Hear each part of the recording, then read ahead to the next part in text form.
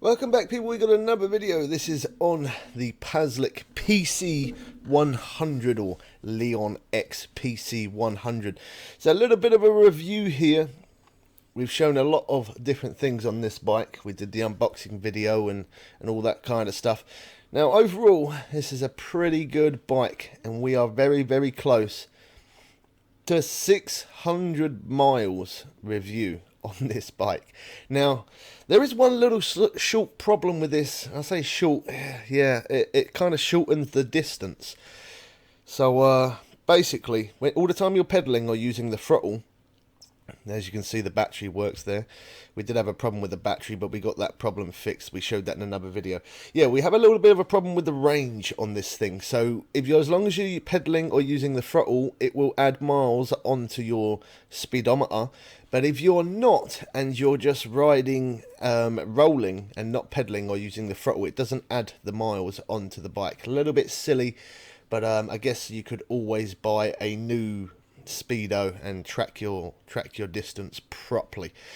I'm having a little bit of a problem here. I'm trying to show you. I cannot get this. I'm really trying. There's a little rubber seal, and as you can see, it's such a good strong rubber seal, which is good because it means that you're not gonna have any problems with water getting in here.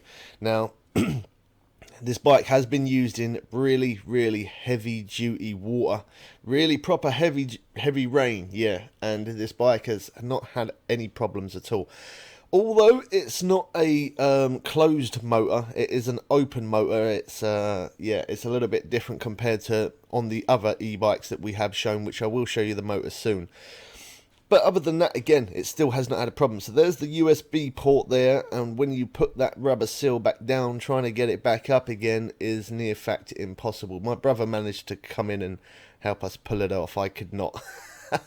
But anyway, yeah, it's good that you can charge. You also do get another USB port up near the display that hangs off the back of the display, but we decided to take that off. He didn't want two USB ports, and he'd rather run it straight from the battery.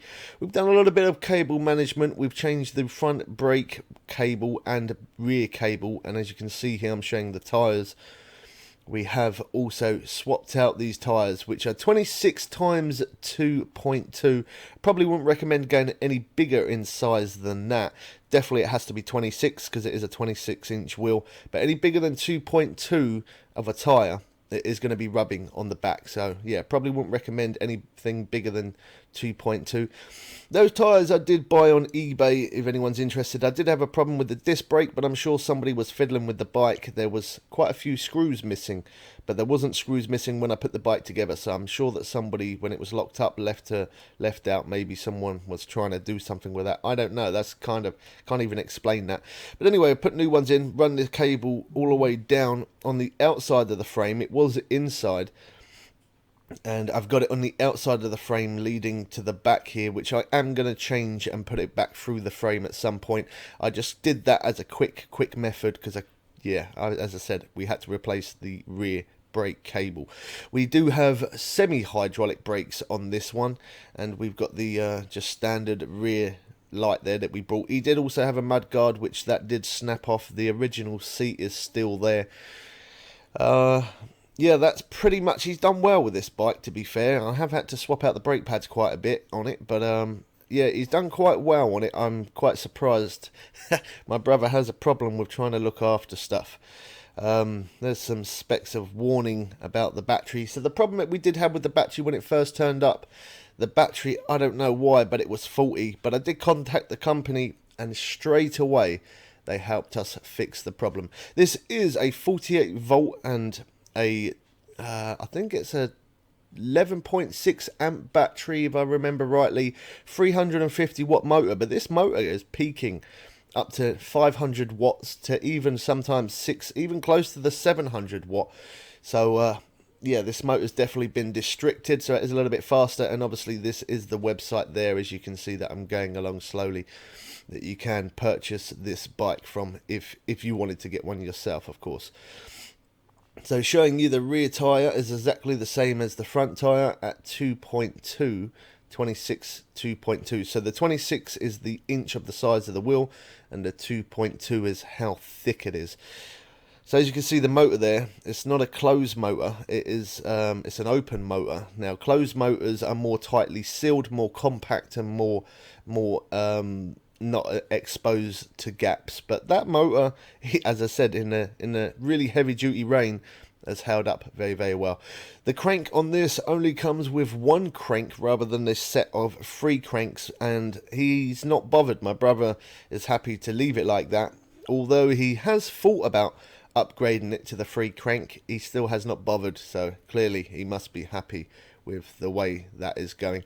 I've put cable ties around here, as you can see, and this is I doubled up the cable ties here. I put 2 cable ties together to keep that brake cable on. In fact, after I actually finished this video, I ended up, because it is pinching there, and as you can see there's a little bit of a gap there, and that's where the cable is supposed to actually run through the frame.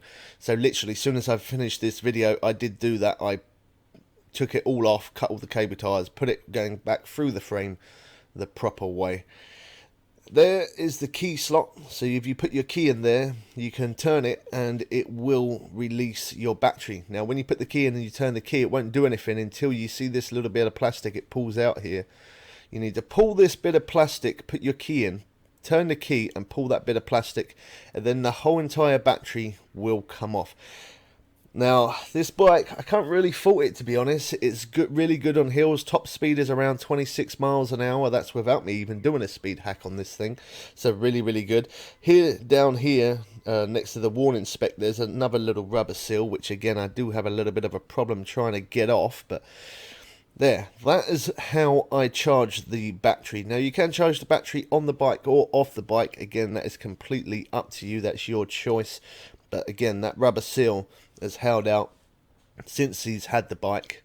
Close to, I'm going to say 600 miles, but we are very, very close to 600 miles. I will show you the speedo in a moment, the ODO maximum of how far we have travelled. I know he's definitely done a lot more than 600. As I said, he has rolled down hills without pedalling, and he has gone down hills without using throttle, but the bike doesn't calculate when you're rolling. Anyway, the Paslick head stem we still left as the same there, and the forks are still the original forks. We haven't changed anything there, so we haven't really changed a lot on this bike other than the brakes and the tyres and inner tubes. As you can see, there's the throttle, original gear shifter as well, and original Paslick handlebars still remain. Yeah, I can't really fault this bike. For a little under £1,000, it is definitely well worth it. So powering it on, the front headlight comes on straight away. Pressing the up there changes the speed, and as you can see, we are in pass 3. It goes from 1 to 3. Now you can change that in the settings, but I've left this bike originally as stock. How you buy it, how it turns up. It's really, really good. So holding the back of the bike up here, my brother is, and he ends up burning a bit of my carpet. He ended up dropping the bike a little bit, but it is it's the stuff we do to make content.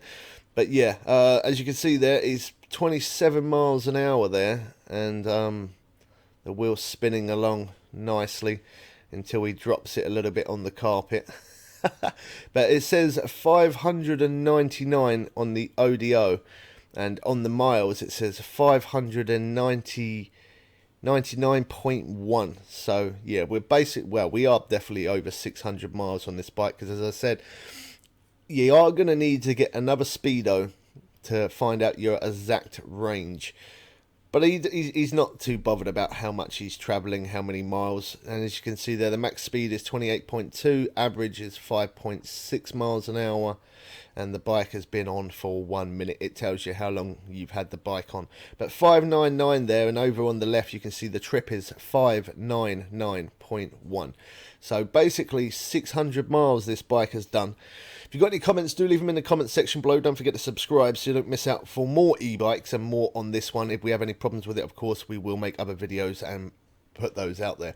Leave your comments below. I try my best to respond to every comment. Don't forget to smack that like button as well. Lets us know you're enjoying this video, and I hope this one did help you out. Yeah, original bike. We haven't really changed much on this one at all, and it is a very, very good bike. If you hit that button, it turns the headlight on and off. Hope you guys did enjoy this one. we catch you people again soon for some more fun and games. I am out.